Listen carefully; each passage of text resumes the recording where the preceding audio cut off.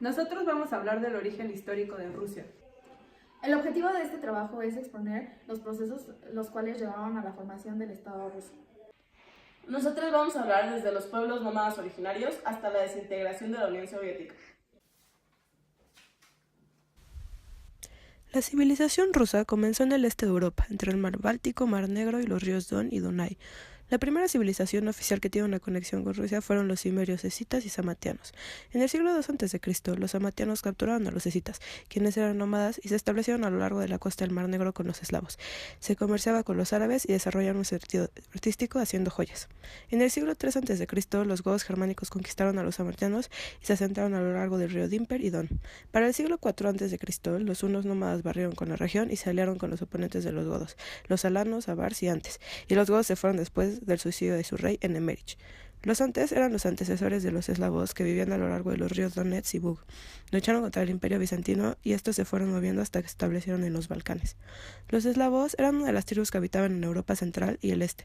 Se sabe poco de los eslavos debido a la ausencia de un lenguaje escrito. Lo que se ha descubierto ha sido gracias a las crónicas árabes, persas y bizantinas. El comercio era la fuente principal de ingreso. Se transportaba por los ríos Volga, Dnieper y Dunay, y casi el 90% de estos llegaron a Escandinavia a través de la ruta comercial del Vogal. Los eslavos se dividieron en 12 uniones tribales. El área selva tenía numerosos asentamientos. Estaba bajo el reinado de un Kagán, que fue un antiguo título turco. El Khagnate era una confederación de tribus o ciudades-estado y puede considerarse antecesor del estado de Kiev. En 1862 después de Cristo, diferentes tribus de la región del este báltico iniciaron una guerra para establecer el liderazgo sobre las tierras. Así es como buscaron en el extranjero a los varangianos. Tres hermanos, Rurik, Sineos y Trubar, se ofrecieron como voluntarios. Rurik se convirtió en príncipe de Novgodor e intentó unir los territorios del norte y establecer el dominio de la élite guerrera escandinava. Sin embargo, los eslavos trataron de restaurar al gobernante nativo en Novgodor, fracasando, y el líder eslavo terminó decapitado. El sucesor de Rurik fue Oleg. Él y su ejército profesional llamado Drausina sometieron a las diversas tribus eslavas orientales y finlandesas. Alrededor del 880 después de Cristo capturaron Kiev y Oleg mató a los señores de Kiev, uniendo el norte y el sur de Rusia. Sus vecinos bizantinos y Khazar Khanat comenzaron a ver a la Rus unida como un enemigo y trataron de limitar el desarrollo de Kiev. En 1907, Oleg lideró un ataque exitoso contra Constantinopla y en 1911 firmó un trato comercial y de este le dio el estatus de socio igualitario. Su sucesor, Igor, repitió siendo un exitoso militar y diplomático. Luchó contra el separatismo de varias tribus, pero fue asesinado por los Drevlians, quienes proclamaron su independencia de la autoridad central. La esposa de Igor, Olga, se convirtió en la regente y controló a Sviatoslav, el hijo de 3 años de ella y de Igor. Olga mandó a quemar la capital de los Reyamnos como venganza. En sus años como regente se concentró en asuntos internos y la religión, además de mejorar los impuestos creando comercios especiales para los robustos. Olga adoptó el cristianismo y pidió a la élite rusa que lo hiciera también. Su hijo Sviatoslav I fue pagano y ganó poder con esto. Las conquistas militares que realizó fueron asombrosas. Abolió el separatismo de tribus selvas y finlandesas, se alió con Peshensk y plantó a los dos vecinos más fuertes, Khazaria y el reino Volga-Bulgaria. Los bizantinos involucran a Sviatoslav en el conflicto contra Bulgaria, pero Sviatoslav tuvo que abandonar Bulgaria debido a una estabilidad política en Kiev. Mientras regresaba, fue asesinado por el Khan kurdo en Peshen. Después de Sviatoslav, la región de Kiev dominó el territorio ruso. Durante los siguientes 2 siglos, el gran príncipe de Kiev controlaba las tierras de alrededor y sus parientes gobernaban las otras ciudades y le rendían tributo. El cenit del poder llegó con los reinos de los príncipes Vladimir el Grande y Yaroslav el Sabio. Ambos siguieron en la constante expansión que comenzó Oleg. Vladimir subió al poder en Kiev y después de la muerte de su padre Sviatoslav I en el 972, después de derrocar a su hermanastro Yaropolk, su logro más notable fue la cristianización de la Rus de Kiev, que comenzó en 988. Vladimir se casó con la princesa Ana, la hermana del emperador Basilio II. Tan pronto como Vladimir aceptó el cristianismo ortodoxo, la Rus de Kiev se une en cultura, artesanía y artes. Yaroslav I luchó por el poder con sus hermanos y estableció su dominio en Kiev en 1019. Estaba ansioso por mejorar las relaciones con Europa, y en especial con el Imperio Bizantino. Desarrolló un importante papel genealógico en Europa, ya que sus hijos y nietos se casaron con monarcas de otros lugares. Su sistema de justicia, Ruska Pravda, confinaba multas y prohibía la pena capital. Se le concedieron los derechos de propiedad y herencia a las mujeres. La Rus de Kiev fue muy grande en términos de territorio, pero también estaban más avanzados culturalmente que el resto de Europa. La mayoría de los niños en Kiev, Novgorod y ciudades grandes sabían leer y escribir. Se contaba con un sistema de acantilados y pavimentos de madera. Yaroslav mandó construir la Catedral de Santa Sofía y sus hijos desarrollaron el gran Kiev Special Lavra, que era un monasterio.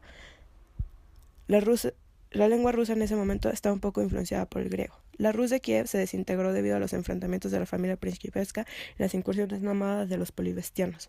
Es importante decir que desde sus orígenes el Estado ruso no era una entidad sostenible, gracias al separatismo de las tribus locales, los levantamientos, disputas de la dinastía combinados con las redadas nómadas.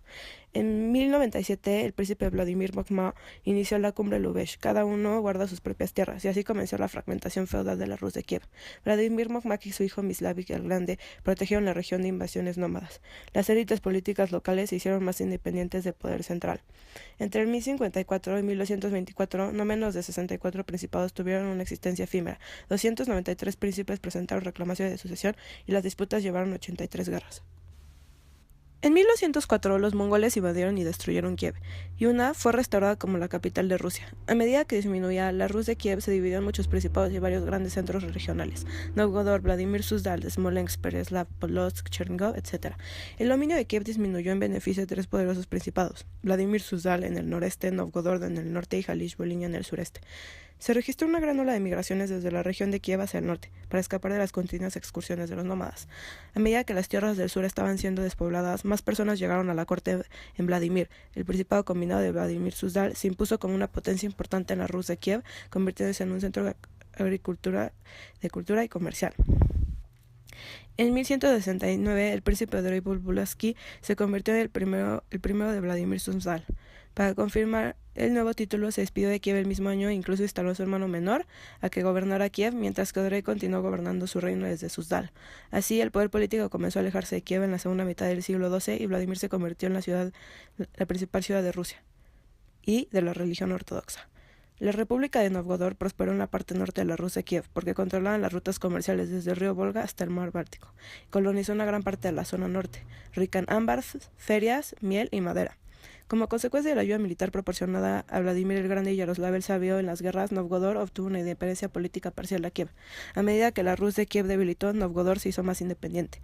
La ciudad estaba gestionada por una oligarquía local y clérigos. Las principales decisiones gubernamentales fueron tomadas por una asamblea de la ciudad, que también eligió un príncipe exterior como líder militar temporal y el gobernador de la ciudad. Pero esta asamblea fue muy fácil de manipular.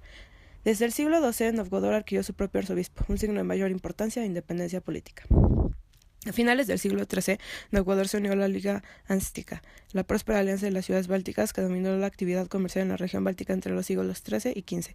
En su estructura política y actividades mercantiles, Novgorod se parecía más a las ciudades del norte de Europa que a los otros principados de la Rus de Kiev. Entre 1238 y 1240, Novgorod no sufrió por los ataques mongoles.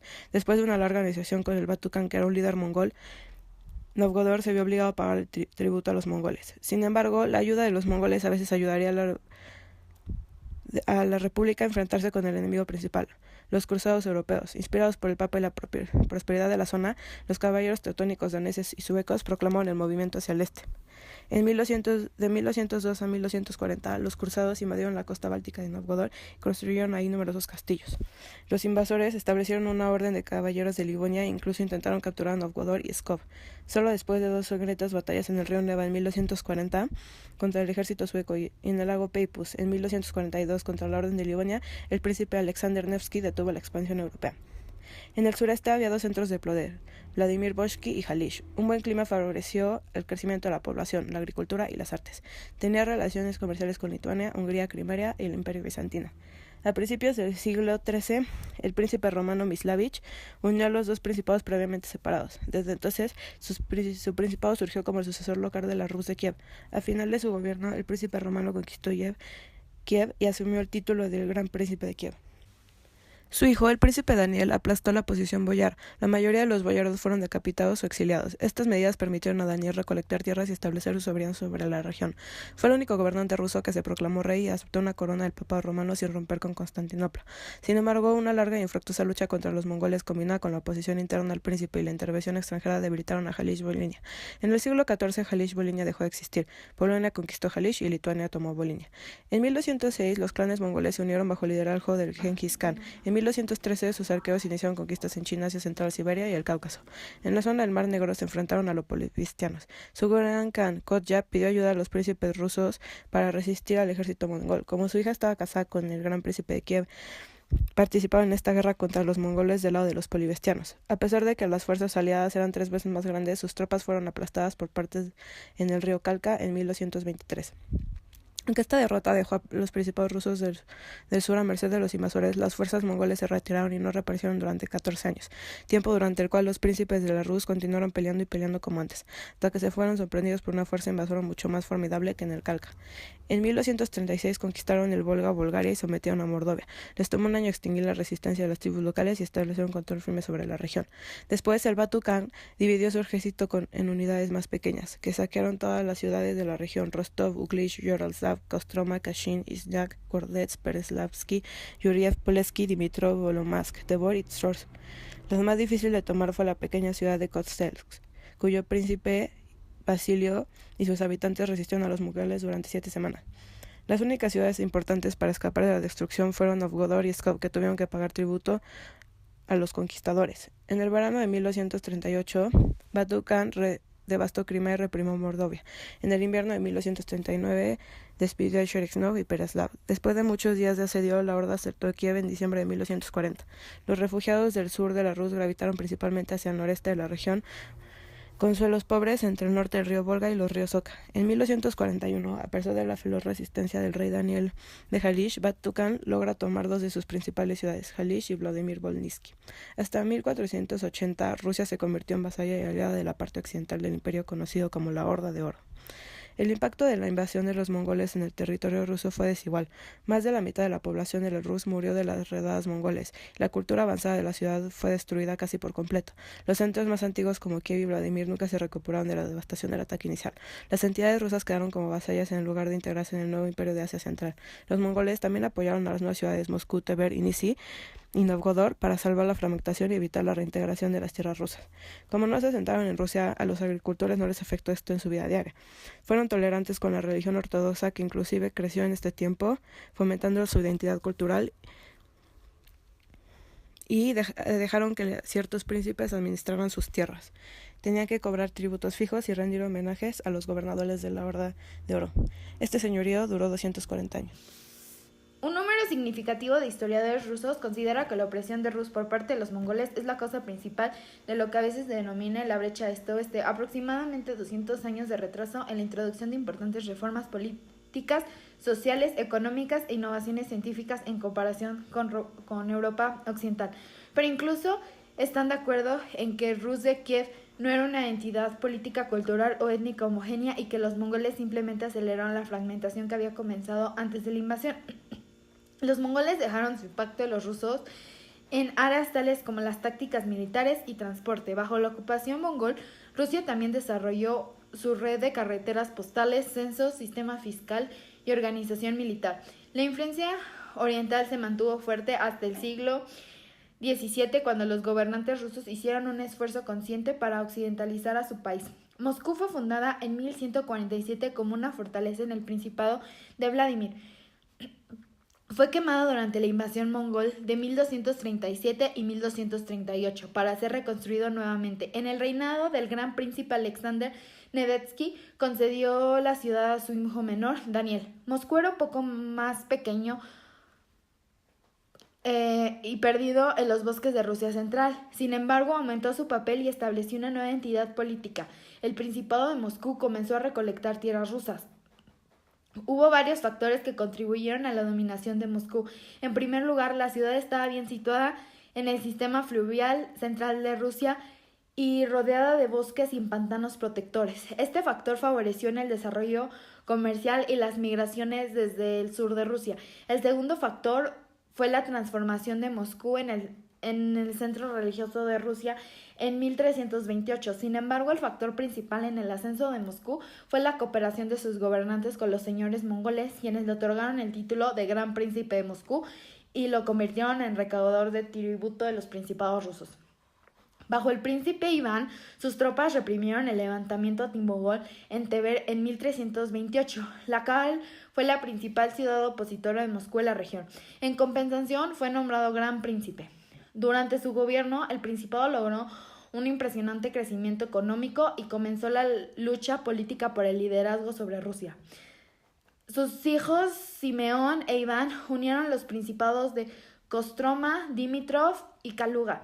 El liderazgo de Moscú en Rusia estaba ahora firmemente establecido y a mediados del siglo XIV su territorio se había expandido enormemente a través de la compra, la guerra y el matrimonio, debido a que el príncipe Dmitri de Moscú se casó con la hija soltera del príncipe Nisin Modrovok y heredó sus tierras. Al mismo tiempo, el poder de los mongoles estaba disminuyendo y el gran príncipe Dmitri se sentía capaz de oponerse abiertamente al yugo mongol. En 1380, en Kulikovo, en el río Don, los mongoles fueron derrotados y aunque esta dura lucha no terminó con el dominio tártaro en Rusia, Moscú se convirtió en el centro de todas las tierras rusas. En el siglo XV, los grandes príncipes de Moscú continuaron reuniendo tierras rusas para aumentar la población y riqueza bajo su gobierno. El practicante más exitoso de este proceso fue Iván III, el Grande, quien sentó las bases del Estado Nacional ruso. Al comienzo de su gobierno, Iván logró controlar Tver, el centro más poderoso de la resistencia al dominio de Moscú. La República de Modrov fue aplastada en la batalla del río Shelon en 1471. 8 años después, la ciudad de Novgorod fue finalmente anexada y Pskov fue destruida por Moscú. A través de las deserciones de algunos príncipes, escaramuzas fronterizas, compitió con su poderoso rival de noreste, el Gran Ducado de Lituania, por el control de algunos principados superiores semi-independientes de las cuencas de los ríos Dnieper y Oka. Como resultado, el Gran Principado de Moscú triplicó su tamaño bajo su gobierno. En 1472, Iván III se negó a rendir más tributos a la Horda de Oro. Concluyó una alianza con la Horda de Crimea. Se opuso con éxito a las incursiones del líder de la Horda de Oro, Ahmed Khan, e incluso inició una serie de ataques que abrieron el camino para la derrota completa del enemigo de 240 años después de la gran presencia en el río Ugra en 1480. En el mismo año, la Horda de Oro fue destruida por sus oponentes. Ahmed Khan fue asesinado. Como resultado, Moscú rechazó el yugo mongol, pero Iván y sus sucesores trataron de proteger los límites del sur de su dominio contra los ataques de los tártaros de Crimea y las hordas. Para lograr este objetivo, Moscú patrocinó la construcción del Gran Cinturón de Abatis. Cuando Moscú ganó su soberanía y sus enormes conquistas, fue necesario consolidar nuevas adquisiciones, no solo por la fuerza militar. Iván le otorgó mansiones a los nobles, quienes se vieron obligados a servirle en el servicio militar y civil. Tal sistema señorial proporcionó una base para un ejército de caballeros emergentes y para una nueva nobleza que apoyaba a Iván III. Para optimizar la administración estatal, creó el sistema de pricases o ministerios y estableció el Consejo Boyar para consultar sobre los temas más importantes y promulgó el nuevo Código de Ley Subdetki de 1497. Tales medidas permitieron a Iván III proclamar su soberanía absoluta sobre todos los principados y nobles rusos. Consideraba que todo el territorio ruso era su propiedad. Varios príncipes semi-independientes aún reclamaban territorios específicos, pero Iván III obligó a los príncipes menores a reconocer al Gran Príncipe de Moscú y sus descendientes como gobernantes incuestionables, con el control sobre asuntos militares, judiciales y extranjeros.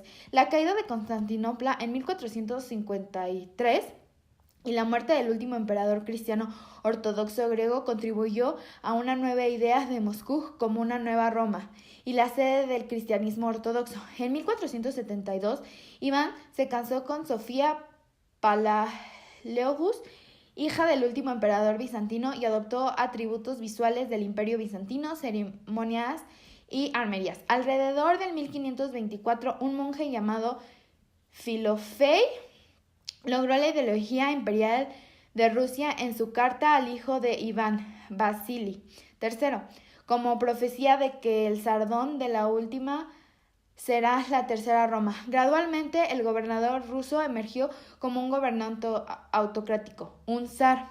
El primer príncipe ruso que se coronó zar oficialmente fue Iván IV. Después de la muerte de Iván el Grande, su hijo Vasili III continuó las políticas de recolección de tierras y consolidó las ganancias de Iván. Anexó las provincias autónomas supervivientes, Pskov, Volokolamsk, Novosibirsk, como resultado de la exitosa guerra contra Lituania. En la política interna, Vasili III trataba activamente de limitar las inmunidades y privilegios de los boyardos y la nobleza. A veces disfrutaba del apoyo de la Iglesia en su lucha con la oposición feudal.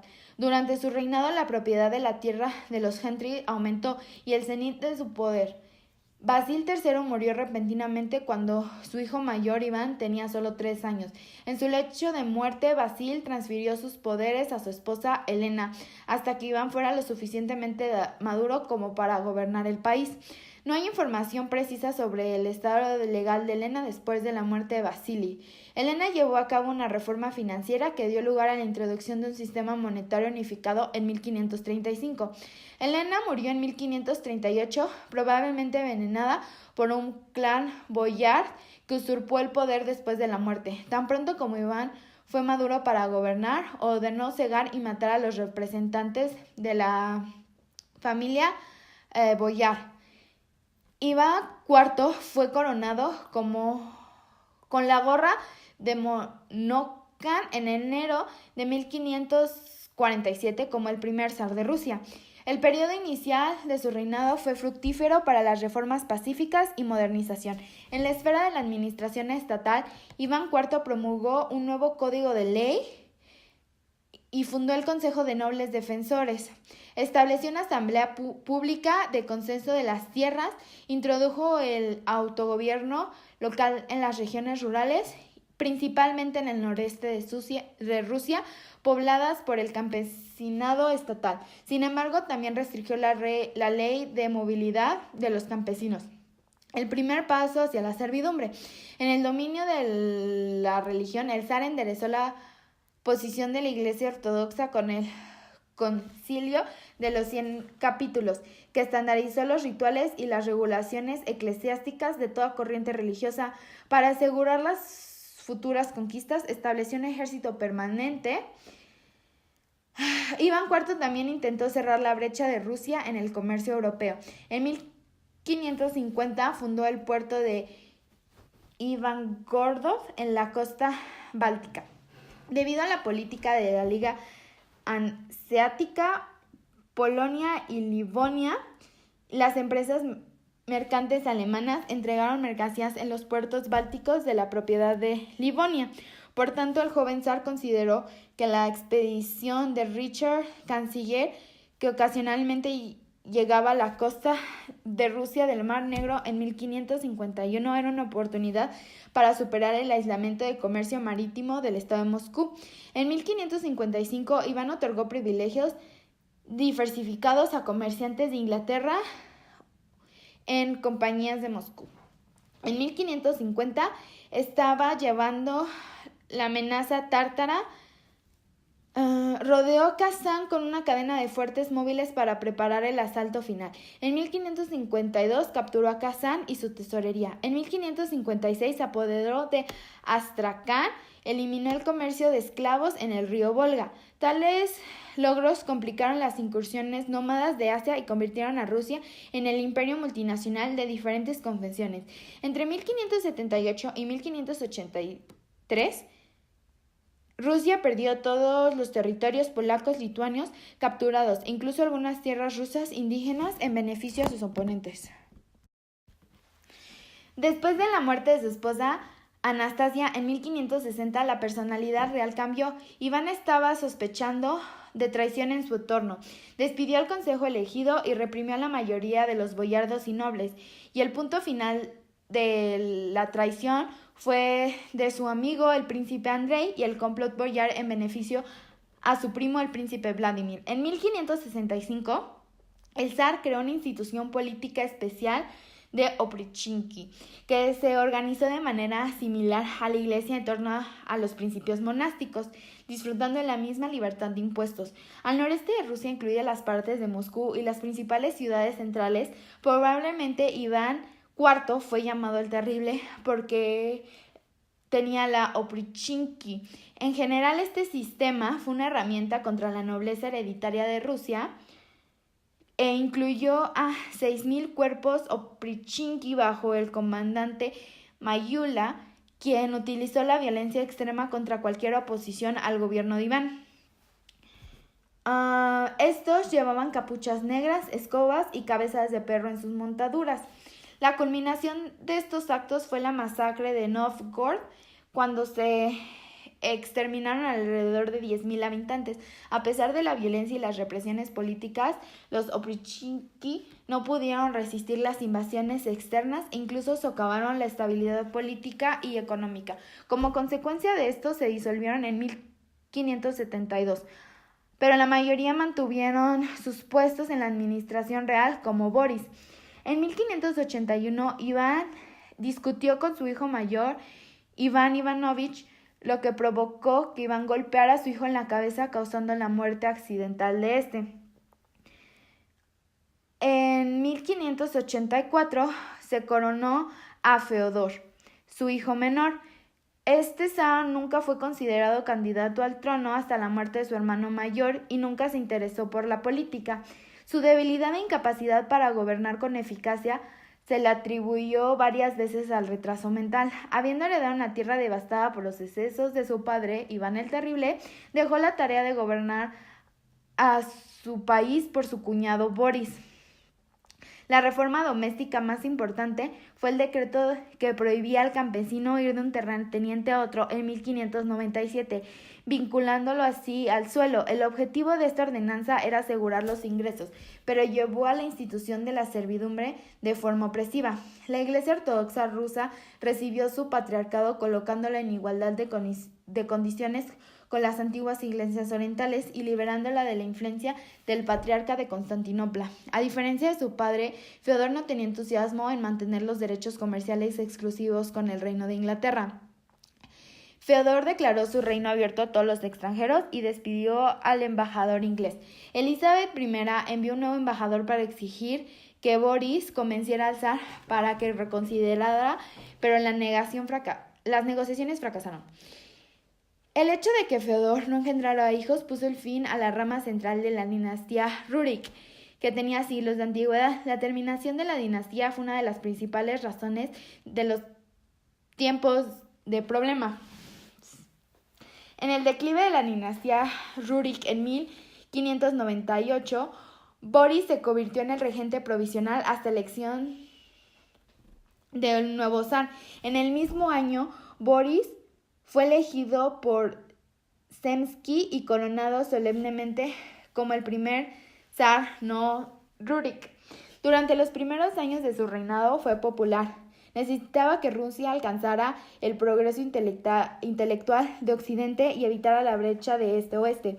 También fue el primer zar en importar maestros del extranjero a gran escala y el primero en enviar jóvenes rusos al extranjero para que se educaran. Como era tolerante, trató de mejorar la relación con las tierras alemanas.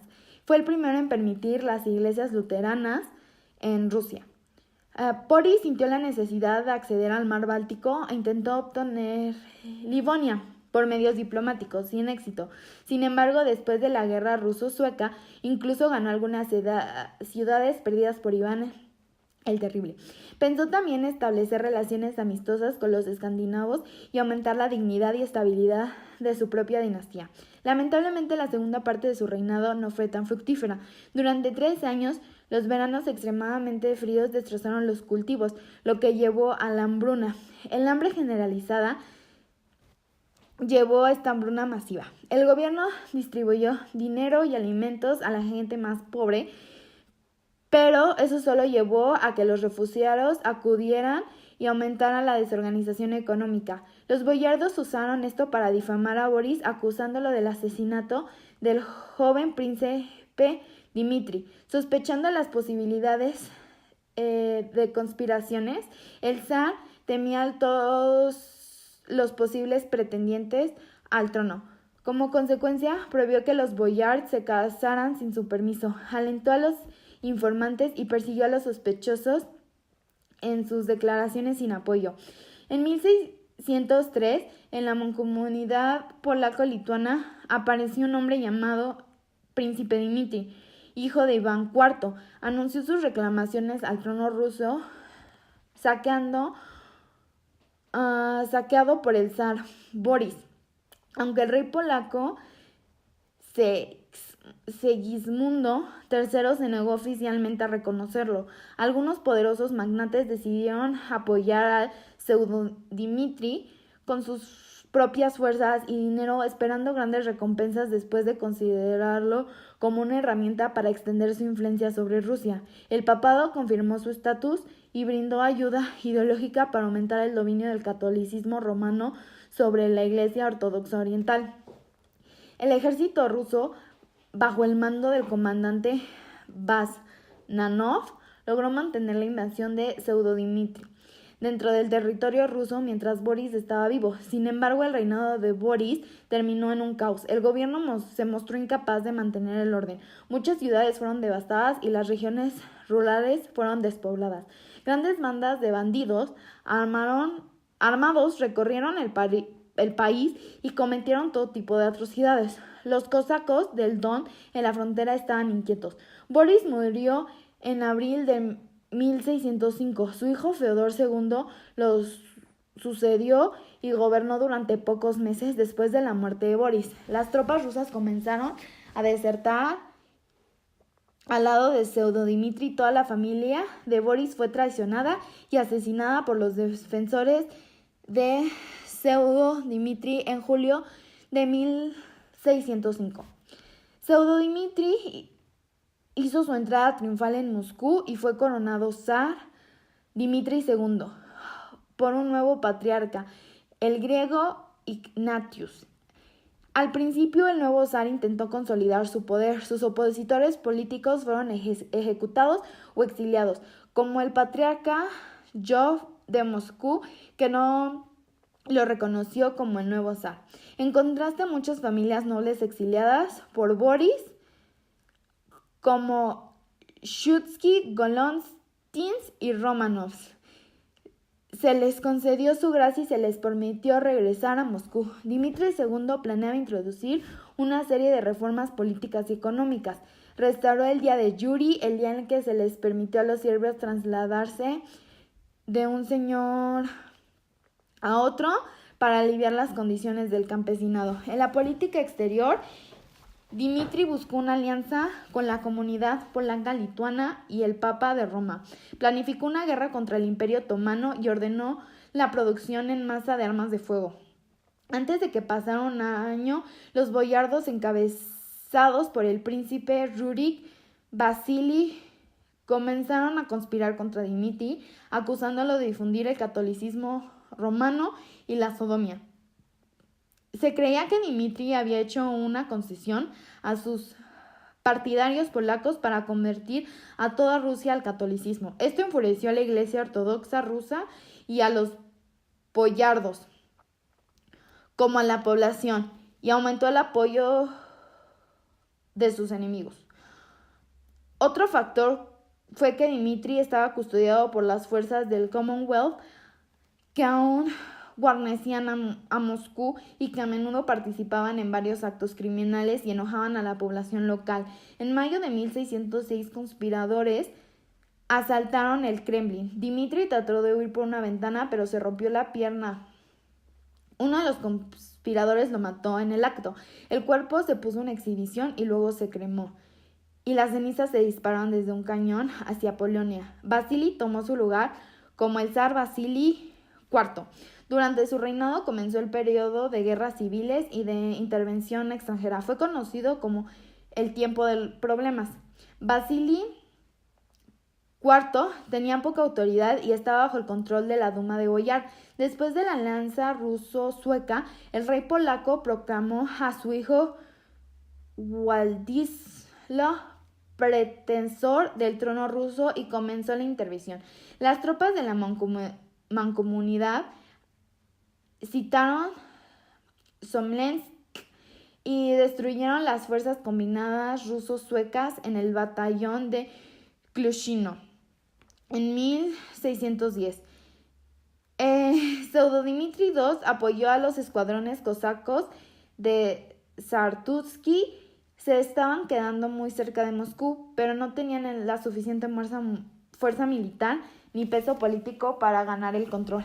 La Duma de Boyar decidió aceptar a Władysław como un nuevo zar y obligó a Vasili a abdicar. Para ser neutralizado, Vasili fue llevado a un monasterio, afeitado a la fuerza como monje. Como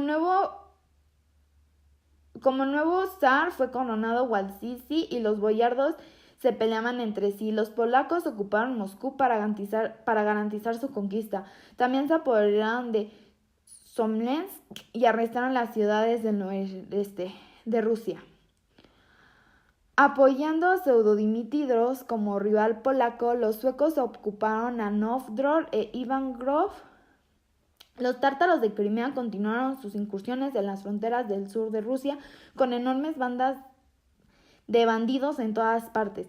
La crisis provocó el levantamiento patriótico nacional contra la invasión en otoño de 1612. El ejército de voluntarios, liderado por el comerciante Kuzma y el príncipe Dmitri, expulsó a las fuerzas extranjeras de la capital. La guarnición en el Kremlin se rindió al príncipe Dmitri. Rusia celebraba oficialmente el aniversario de este evento el 4 de noviembre como Día de Unidad Nacional. Finalmente, el tiempo de problemas provocado por la crisis dinástica provocó la pérdida de gran parte del territorio de Commonwealth polaca-Lituania en la guerra ruso-polaca, así como el reino sueco en la guerra de Ingria. En febrero de 1613, el Zemsky, compuesto por campesinos, cosacos y hombres de ciudad, eligió al trono al joven hijo del patriarca Filaret, Michael Romanov. La primera tarea del nuevo zar era despejar la tierra de los ladrones y grupos de invasores que infestaban y restaurar la paz. Atacó a los cautivos cosacos y polacos y pacificó Rusia Central. Afortunadamente para Moscú, sus principales enemigos, la comunidad polaco-lituana y Suecia, estaban en un conflicto amargo entre sí. Usando sus contradicciones, los diplomáticos de Moscú lograron incluir la paz de Stolvolo y la tregua de Deulino. Por supuesto, Rusia perdió algunos territorios primordiales, especialmente el acceso al Báltico, pero estabilizó las relaciones externas para un mayor desarrollo. Otro resultado importante de la tregua de Deulino fue el regreso del exilio del patriarca Filaret. Como Michael se borró detrás de sus consejeros, su padre se hizo cargo del gobierno hasta su muerte en octubre de 1633. En lugar de arriesgar sus propiedades en una guerra civil, los grandes nobles cooperaron con los primeros Romanov, permitiéndoles terminar el trabajo de centralización burocrática. Por lo tanto, el Estado requería el servicio tanto de la antigua como de la nueva nobleza, principalmente en el ejército. A cambio, los zares permitieron a los boyardos completar el proceso de proteger a los campesinos. La estructura de la administración central se restauró en el marco de los ministerios supervisados por la Duma de Boyar. El lugar central fue ocupado por una cancillería y un departamento personal para la administración central y provincial, incluido el comando militar en asuntos de interior y el Ministerio de Relaciones Exteriores. En el ámbito internacional, esas oficinas podrían ser fundamental en la lucha de las fracciones de boyar, por lo que tradicionalmente eran jefes profesionales designados por el zar. Las otras oficinas estratégicas fueron a cargo de las tropas de tiradores que sirvieron como guarnición de Moscú. Priska Bolsheny o Ministerio de Tesoros y el Ministerio de Armas de Fuego y Cañones. El Ministerio de la Salud. En general, hubo alrededor de 30 ministerios de varios grados de importancia. Sin embargo, cuando la autocracia se fortaleció, tuvieron que desempeñar únicamente la función representativa. Las asambleas locales y autogobierno también fueron suplantados por los gobernadores nombrados directamente por el zar. Michael apoyó la corriente pacífica en los asuntos internacionales a pesar del enfoque beligerante de su padre, quien incluso dirigió los preparativos para la guerra con la comunidad polaco-lituana. Logró establecer el país y fortalecer la dinastía Romanov. El zar Alexei I accedió al trono a la edad de 16 años después de la muerte de su padre. Estaba comprometido con el cuidado del boyar Boris Morozov, su guardián lo suficientemente iluminado para reconocer las necesidades del país. Consiguió una tregua con Polonia y evitó cuidadosamente las complicaciones con el Imperio Otomano. Su política interna era escrupulosamente justa y tenía como objetivo aliviar las cargas públicas, limitando los privilegios de los comerciantes extranjeros y aboliendo una gran cantidad de oficinas judiciales inútiles y caras. Participó en el establecimiento de regimientos del orden extranjero, a la manera europea y estrenado por los mercenarios europeos. Aspirando a aumentar los ingresos de la tesorería, Morozov redujo los salarios de los empleados estatales e introdujo un alto impuesto indirecto a la sal. Estas medidas causaron la revuelta de la sal en 1648. En consecuencia, como Boris Morozov también fue acusado de brujería, Alexei lo retiró y lo expulsó al monasterio, pero no por mucho tiempo. En 1649, Morozov tomó parte activa de la preparación de Subornoye Ulosenie, un nuevo código legal que reemplazó a Sudernik en 1550 y estuvo vigente hasta 1845.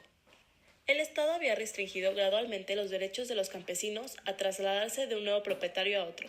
El código consolidó a los esclavos y campesinos libres de Rusia en una nueva clase de siervos y declaró que esa clase era hereditaria e inmutable.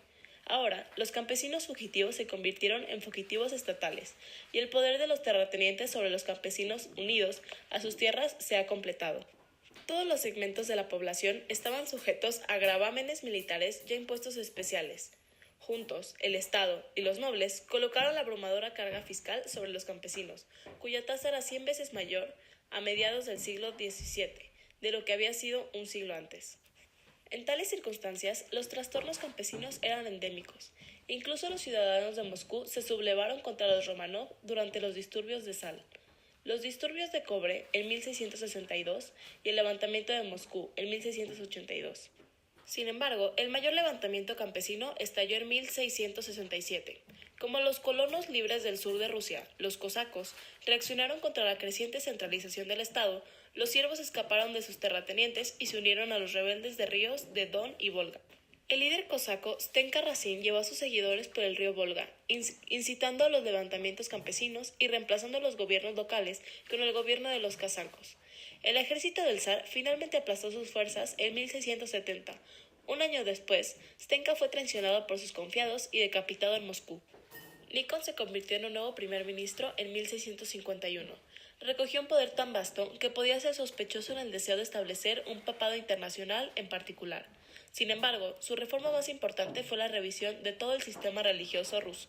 Su plan de reforma incluía no solo libros de servicios y ceremonias, sino también el uso de los íconos de los nuevos colmillos, para los cuales ordenó que se realizara una búsqueda casa por casa.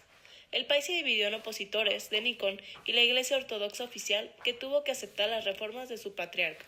Aunque los viejos creyentes continuaron las prácticas litúrgicas que la Iglesia Ortodoxa rusa había mantenido antes de la implantación de estas reformas, el personal patriarcal de Nikon descendió con una fuerza aplastante sobre aquellos con quienes no estaba de acuerdo. Sus soldados y sirvientes fueron acusados primero de sacar los ojos de estas falsificaciones heréticas y luego llevarlas a través de la ciudad en burla y humillación como el Acriprest o Común, quemado en 1682. La Polonia debilitada acordó firmar el Tratado de Androsubo en 1667, mediante el cual las tierras conquistadas fueron restauradas a Polonia, pero Smolensk y Kiev, infinitamente más importantes, permanecieron en manos de Rusia junto con toda la orilla oriental del río Dnepr. Este acuerdo fue el logro de Afanasio Ordin-Nashkokin, el primer canciller y diplomático ruso en el sentido moderno, quien después de la desgracia de Nikon se convirtió en el primer ministro del zar hasta 1670, cuando fue reemplazado por Artamón Matveyev. Su influencia prevaleció hasta el final del reinado de Alexei.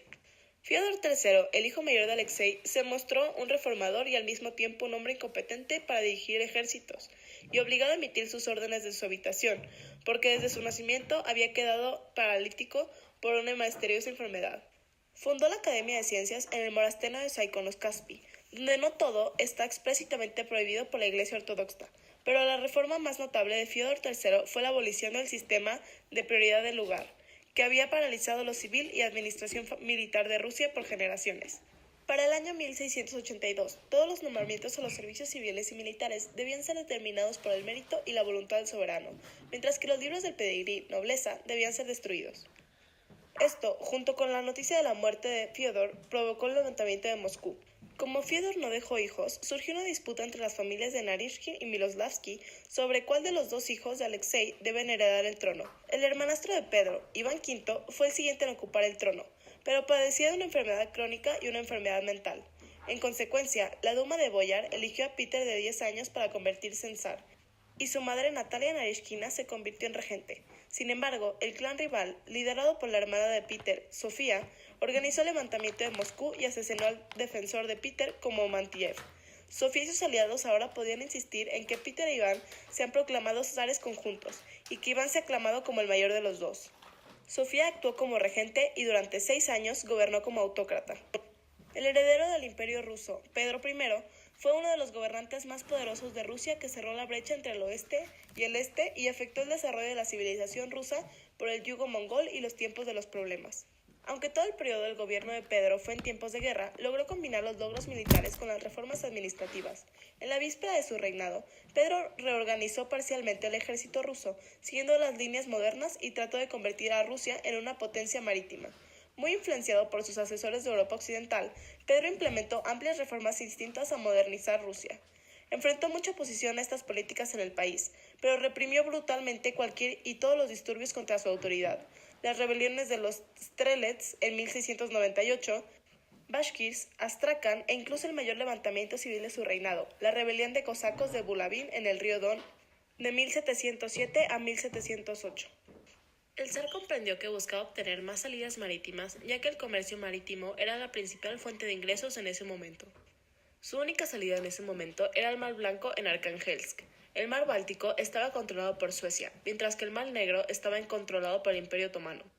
El objetivo principal de Pedro se convirtió en la captura del fuerte otomano de Azov, clave del Mar de Azov. De 1695 a 1696, Pedro organizó 2 campañas de Azov, construyó una gran armada y capturó Azov. Como Pedro no podía enfrentarse solo al Imperio Otomano, viajó de incógnito a Europa con una gran delegación rusa, la llamada Gran Embajada, para buscar la ayuda de los monarcas europeos. Pero los europeos en ese momento estaban más preocupados por quién sucedería al rey español sin hijos, Carlos II, que a la lucha contra el sultán otomano. En tal situación, Pedro decidió adquirir el control del Mar Báltico, devolviendo las antiguas tierras rusas que habían perdido un siglo antes, durante la guerra de Livonia y los tiempos de problemas.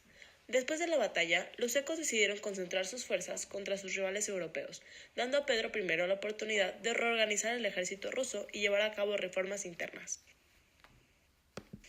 Reformó los impuestos e implementó una ley que estipulaba que ningún hombre ruso podría unirse a un monasterio antes de los 50 años. Estas medidas le permitieron reclutar un nuevo ejército. Paso a paso, Pedro invadió la costa báltica en Ingria y fundó el puerto de San Petersburgo en 1703. Para subrayar la importancia de la nueva ciudad, la proclamó capital en lugar de Moscú en 1712 y ordenó realizar la exportación e importación del comercio marítimo a través de este puerto báltico. Carlos XII decidió recuperar los territorios perdidos en la costa báltica y capturar Moscú. Él invadió Rusia en 1708 y, después de algunos golpes de táctica, asedió la fuerza Poltava en Ucrania. Para el deleite de Europa en el verano de 1709, Charles sufrió una derrota decisiva en la batalla de Poltava y tuvo que exiliarse en el Imperio Otomano. En Polonia, con el apoyo de Rusia, el 2 de agosto fue restaurado como rey. Después de la victoria de Poltava, Pedro I atacó al Imperio Otomano e inició la guerra ruso-turca en 1710. Sobreestimando el apoyo que recibiría de los aliados de los Balcanes, Pedro estuvo rodeado de todo su ejército, corte y personal en el río Prut. Como resultado de esta campaña, las tropas rusas podrían detener la guerra después de recibir el pago de la contribución y reducir las ganancias de la campaña anterior de Azov. A cambio, el sultán expulsó a Carlos XII, pero Rusia se vio obligada a garantizar un paso seguro al rey sueco, quien al final viajó de regreso a Suecia a través de Alemania. Pedro I continuó las reformas. Como el último patriarca ruso había muerto en 1700 y la oficina quedó vacante, Pedro se había negado a nombrar a un sustituto, lo que permitía al diputado de la patriarca cumplir con los deberes de la oficina.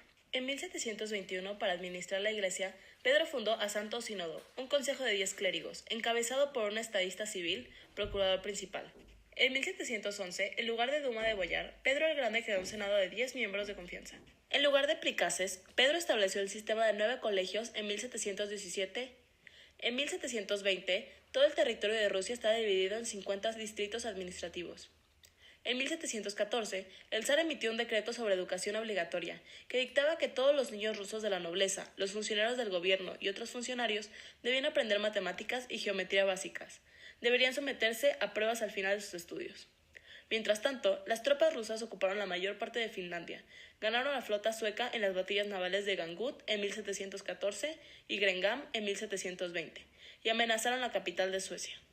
Finalmente, el Tratado de Amistad fue firmado en 1721.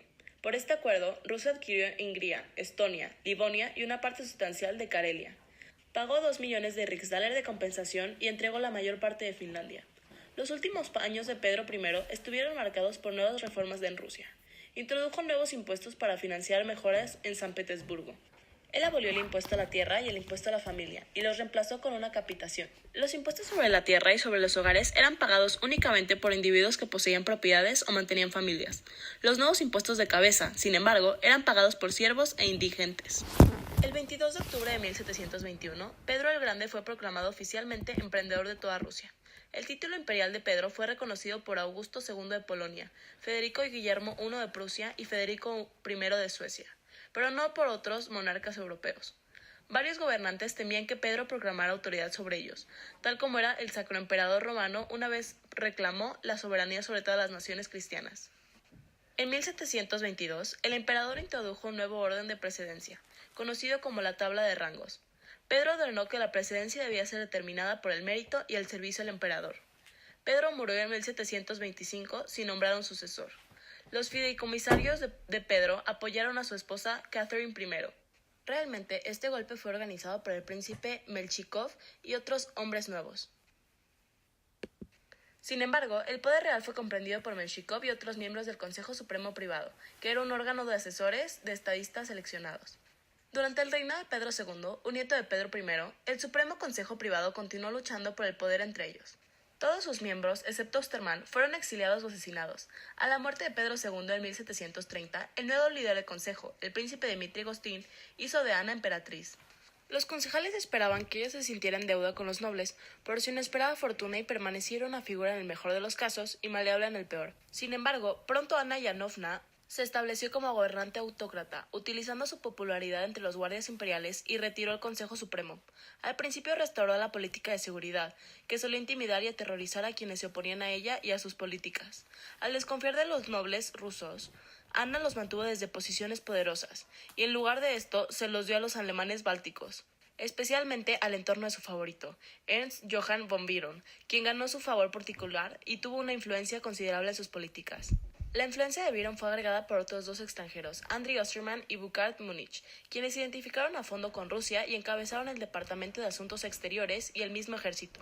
El reinado de Ana vio los comienzos de la expansión territorial rusa hasta Asia Central y la costa de Caspio.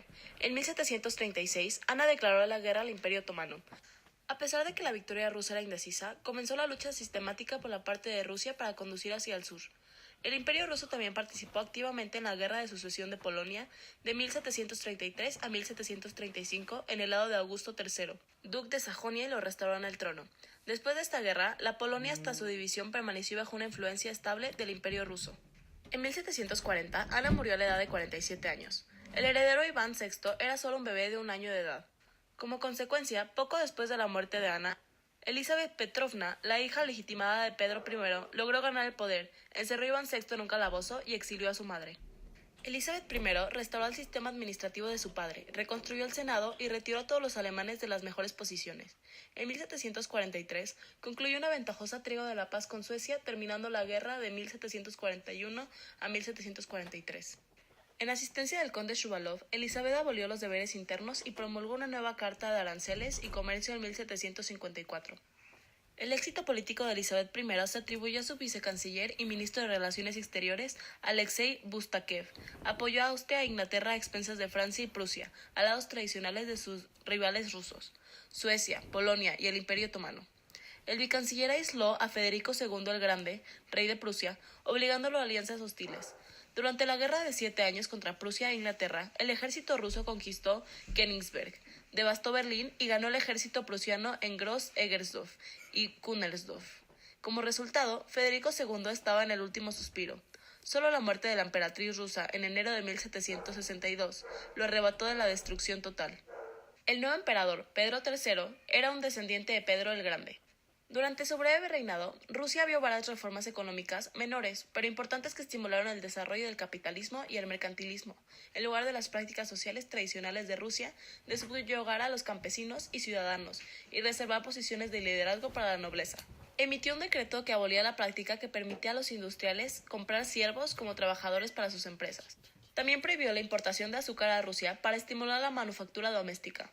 La principal reforma de Peter fue la introducción de Liberty for Nobility, abrogando la política de Peter the Great de obligar a todos los miembros masculinos de la nobleza rusa a servir en el servicio militar o civil sin tener en cuenta la preferencia individual por la ocupación militar. Sin embargo, en la política exterior incurrió en el disgusto de muchos nobles al retirarse de la Guerra de los 7 años y hacer las paces con Prusia, en la que Rusia no ganó nada, e incluso tuvo que regresar a Prusia Oriental, a pesar de la ocupación de Berlín por Rusia y virtual.